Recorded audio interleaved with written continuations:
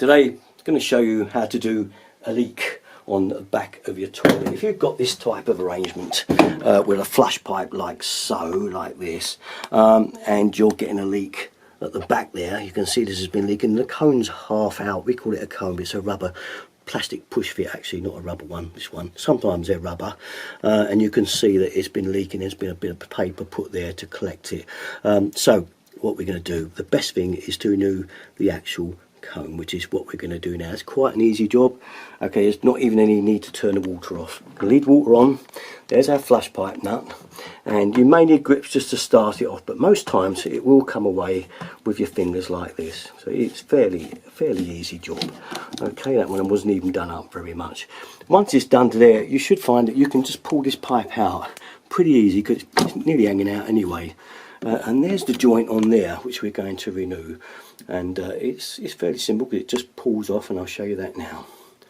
So here we have it, and say it's quite simple. It just rolls off. Look, you can see that there coming away, and it's away. All right, so it's pretty simple. Leave your top washer on. That's the one for the flush pipe at the top. That one's okay. We know that one's not leaking. All we've got to do is renew this piece here now. So here we have our new one, and quite simply, it's a pretty easy job. Look, it just goes back on the pipe.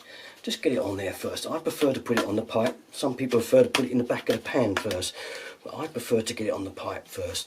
I think it makes a better job.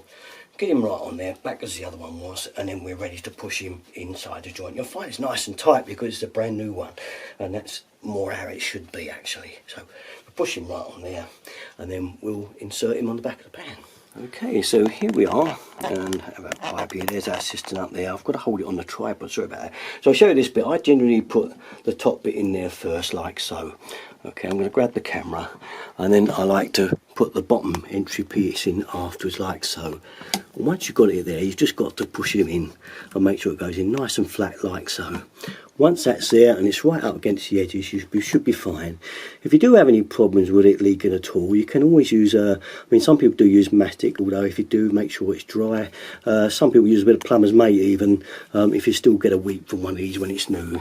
But literally now, you just got to tighten this back up at the top here on the flush pipe, and that's it, the job's done. I mean, I understand that. Shut up.